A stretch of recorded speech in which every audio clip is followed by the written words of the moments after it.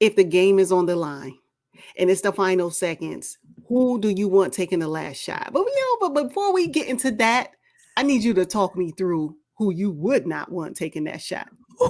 This may be hard for people to swallow, but I would not want James Harden taking the last shot. Yeah, nah, Ooh. because I just don't know where his mindset is going to be at the end of the game. If his game is not really well, if it's not going, you have some players where if their game is not going well, they still push anyway, right? And we experienced what that looks like recently with Jason Tatum. Yep. Just didn't really have a good shooting game, but he impacted the game in other ways. For me, James Harden, if it ain't going well, it just ain't going well. And I don't know if I can trust him at the end of the game to make the final shot that's going to help win this game. If his game is going well, then yeah. But the inconsistencies of what games, how they work throughout 4 quarters, it changes. And so yeah, I would say for me, not James Harden, based off of the 4 people on this list. Yeah, and I said not James Harden too, because I'm afraid, yes, I'm afraid that he'll be looking to pass. No, James Harden, I need you to shoot the basketball. He's a very flashy player, but he's been very deferring lately. Very deferring. And I'm just afraid, like, no, I need you to get in the paint. I need you to shoot this shot. I need you to hit this 3 ball. And it's just not likely at this stage of his career. If it ain't going well for him, Mm-hmm. the meltdown is too big for me. And then so I would say, yeah, that's funny. You say James Harden too. Yep. Because when he's on, you like, yeah.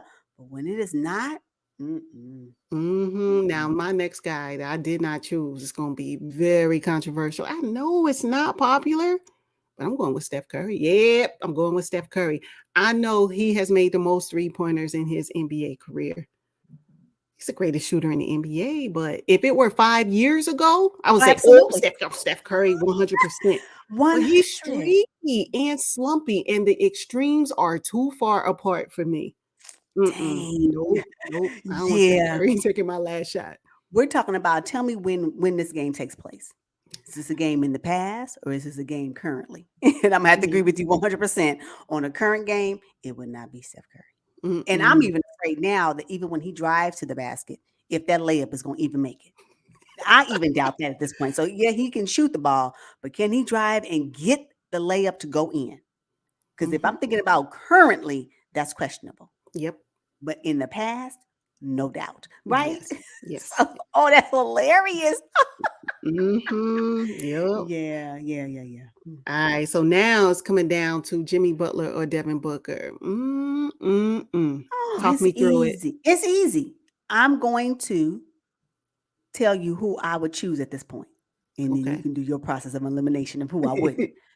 Jimmy Butler would be my guy if the game is on the line. I would want him taking the last shot because I know at the end of the day, he's going to give you all of him to make it happen.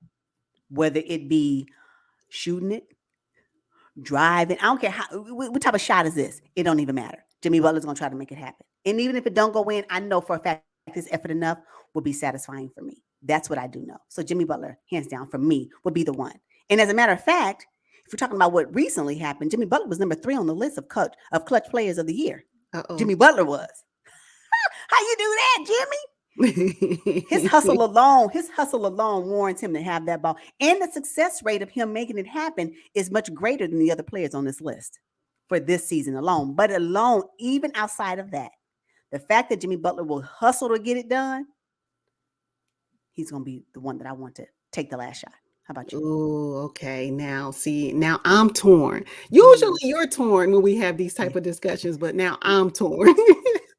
I could not choose between Jimmy Butler and Devin Booker. Let me tell you why. Now, Jimmy Butler, he's going to be your mid-range assassin, especially in the postseason. You're talking about precision.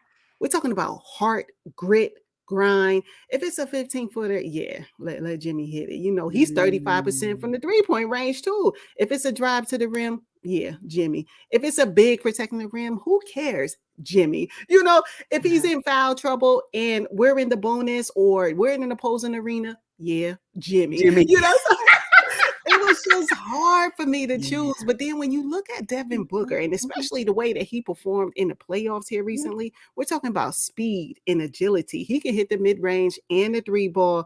He has that killer instinct though.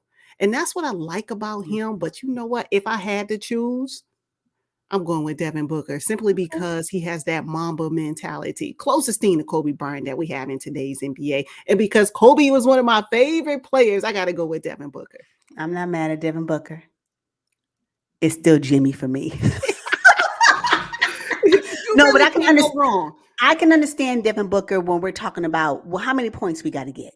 What is the game on the line? Where's the deficit? Is it a 2-point deficit? Is it a 3-point deficit? But I'm gonna still go with Jimmy in a 3-point deficit because I know he can get this. He can get this foul. Yeah, he can. So and the basket will probably go in then too. And he is great at the free throw line. So then Mhm. again, I'm still Jimmy Butler. But yeah, I'm not mad at Devin Booker though. I can see your argument makes sense when it comes to Devin Booker.